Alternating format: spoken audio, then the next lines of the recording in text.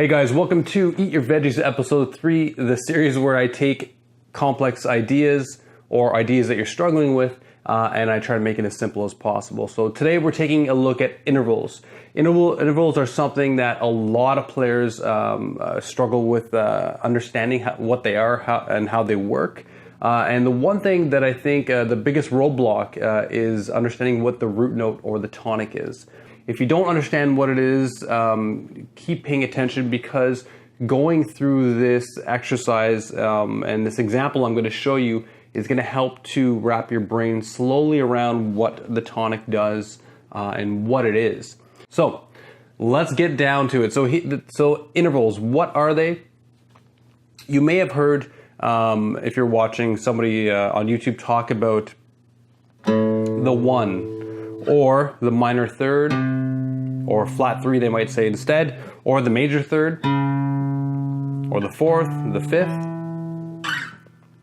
Those are all intervals, okay? So let's talk about the one. So the one is always the most important interval, okay? So the one in an A major scale, for example, is the A note. It's the first note and the last note. So here's an A major scale.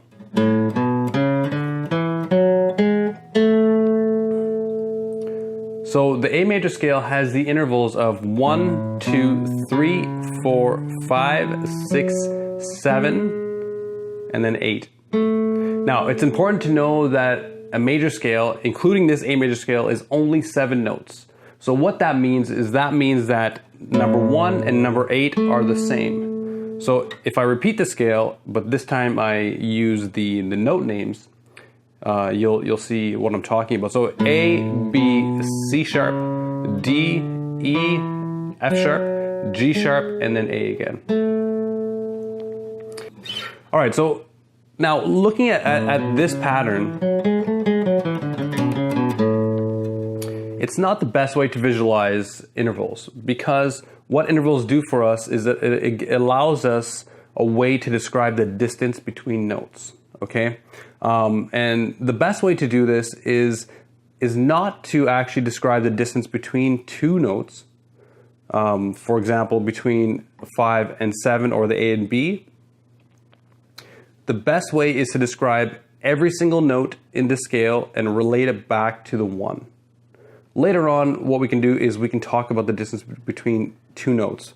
And if you're kind of confused what I'm talking about, when you go through music theory class, you learn about just actual distances. For example, this would be a second. And then we would learn about another second. And then maybe we would learn about a minor third distance or a major third distance. Forget that for now. We're just going to be talking about intervals in terms of how far they are from the root, okay, from the one. So the best way to do this is by playing that same scale on one string. We're going to play a chromatic scale on the A string. And a chromatic just means every single note half step, okay? So here's what I mean. Here's a chromatic scale.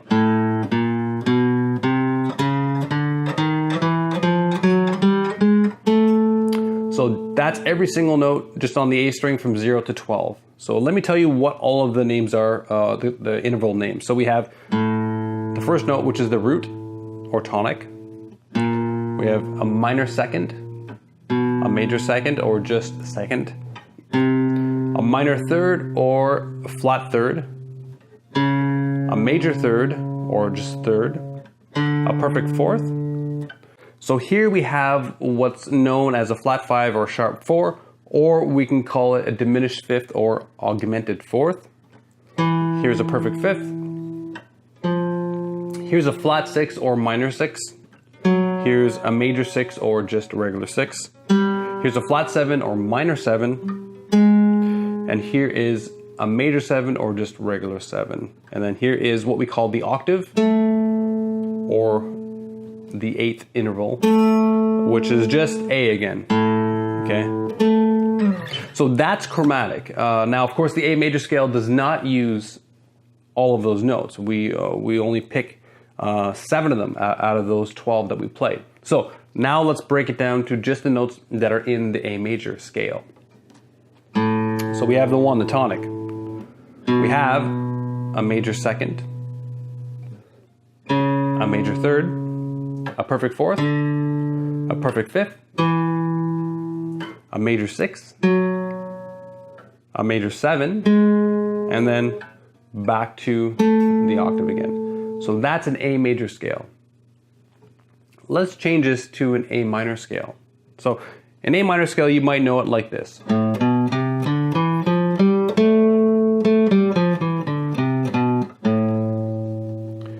So the notes are different on an A minor scale, but we have the same starting note. It also starts on A. Okay, so I'm going to show you how that compares on the A string. So here is the first note of the A minor scale. It's the 1, a major second. So far, everything is identical to the major scale. It hasn't changed yet. Here's where it changes. We have a minor third, a perfect fourth, a perfect fifth, a minor sixth, a minor seven, and then the octave. So out of 7 notes, the minor scale has 3 that are different from the A major scale. Let's take a look at a pentatonic minor scale. So the difference between a pentatonic minor, and pentatonic is the most popular scale on the planet right now for guitar. You probably already know it if you're an intermediate player. But the difference between the minor scale I played and the pentatonic minor is that we take out 2 notes. Okay, so let me show you what the pentatonic minor looks like on 1 string. We have the 1, we have the minor third, we have the perfect fourth, the perfect fifth, minor 7, and an octave. So it's just a 5-note scale. 1, 2, 3, 4, 5, and then we're back to the octave, okay? And then of course you know it like this.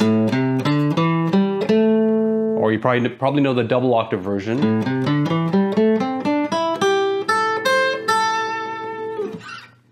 So now that you're getting a little bit of an understanding, hopefully, of what intervals are, let's look at them in the actual scale. So here's a 1. Here's a minor third. There's a perfect fourth, perfect fifth, minor 7. There's a 1, minor third, perfect fourth, perfect fifth, minor 7, a 1, and a minor third. So why is this important to us? Why do we even care about this? The reason is because if you're playing certain styles of music, certain intervals work best in certain styles or certain situations. I'll give you an example for blues or rock. If you're playing a blues song, what you can do is you can just play a pentatonic minor scale, and 95% of the time you're good. It's the safest bet. But you are limited to the notes that you're going to be playing, and you won't be able to expand your playing a little bit to other notes. And pretty much every blues artist uses more than just the pentatonic minor. If you ever seen a blues riff that does this,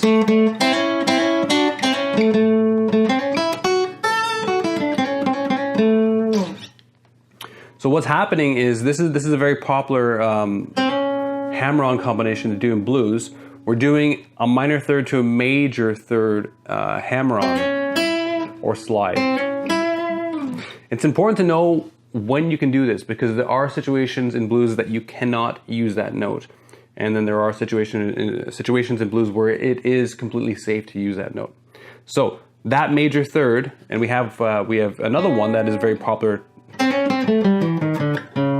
There's also a major third, or there's a major third there, and you will also see blues riffs.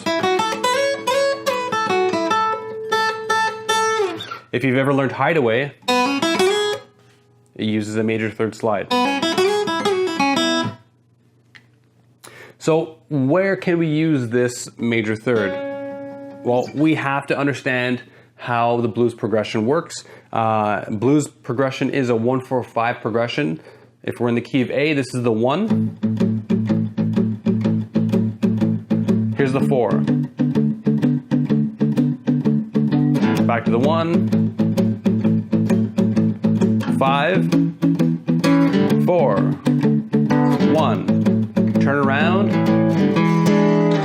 Okay, so if we're playing on top of that, that major third can be used on the 1 and the 5. It cannot be used on the 4.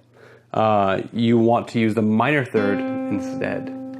And you would want to really make sure that you're clearly hitting a major third or minor third, depending on what part you're at. So the minor third is safe. It's part of the pentatonic minor scale. You can use that across all parts of the progression. It doesn't matter. But the major third, you cannot. So that's a great example. That's a great example of when to use the major third and why it's important to know where they are. If you've ever learned Jimi Hendrix Red House, you can see a really good example of how he switches back and forth between the major third and the minor third depending on where he is in the progression. If you've ever learned any B.B. King, you'll see where he does the same thing. A lot of blues players, Stevie Ray Vaughan's the same thing. Eric Clapton, the same thing, especially Clapton. You'll see where he switches back and forth, but you have to know certain key pieces of information. So let me give you another example that's not blues. Let's take a look at an interval called the minor 6. So the minor 6 is, if you look at the A minor scale, is right here. It's the 6th note, okay? And we find it in a couple of places. Now, the minor 6 is not in the pentatonic minor scale, okay? So if you've only learned the pentatonic minor scale, you won't know this note. So we would find it here. We'll also find it here on the B string 6th fret. So the A string 8 and the B string 6. That's what we call a minor 6. The name minor 6 has nothing to do with the fact that it's on the 6th fret. It's just a minor 6 interval. So this is the spicy note in the A minor scale. If you want to sound like Santana, or you want that flamenco-y sound, or that Spanish kind of style sound, that's the note you'd be looking to play. Okay.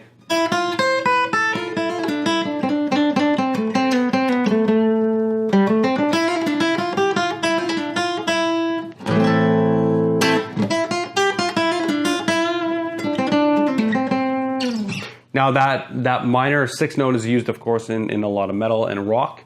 So it's not just for the Santana sound.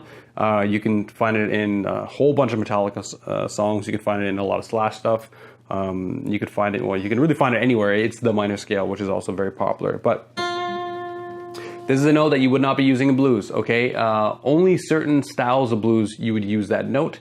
So like a rock minor, you would use it. If you've ever learned Since I've Been Loving You from Zeppelin, there's a lot of minor 6s in that, and it's a very, very minor blues song. Bonamassa would be doing a few minor blues songs. It really depends. I mean, B.B. King does some minor blues songs, but he wouldn't be using the minor 6. It's a bit too rocky, a bit too minor for him. So there's an interval that you would want to know where it is. For two reasons. You want to know when to use it, or you want to know that you should stay away from it in certain situations. The minor 6 up here, if you've ever learned the Stairway to Heaven solo, one of the very first runs, Jimmy Page lands on it. Okay, so he uses it subtly in that solo, and he uses in Since I've Been Loving You, and probably a whole bunch of other ones. So there is a couple of reasons to understand where your intervals are.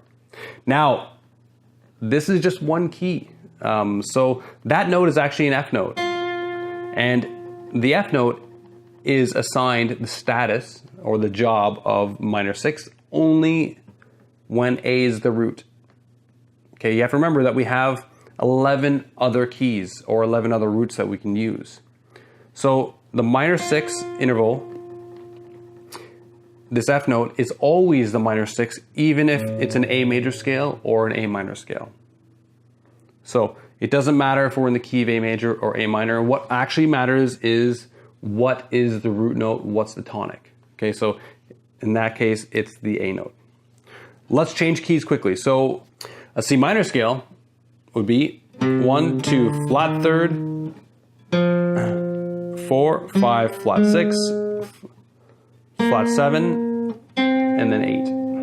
Or 1, 2, flat third, or minor third. So flat third and minor third mean the same thing. Yeah, sometimes you'll see it written as flat third, sometimes you'll see it written as minor third. So 4th, 5th, minor 6 or flat 6, 7, sorry, minor 7 or flat 7, 8, or 1. And 8 is always the same as 1, okay? The reason why we call it 8 is just to signify that it's the octave, it's the higher version of that note, of the 1. So in this situation, if we were to look for a minor 6, it wouldn't be an F note, it would be something completely different. In fact, all of the interval jobs that we've assigned to certain notes in other keys, so we came from the key of A, is totally different now. So if we look for the minor 6, we see that it's actually a G sharp note.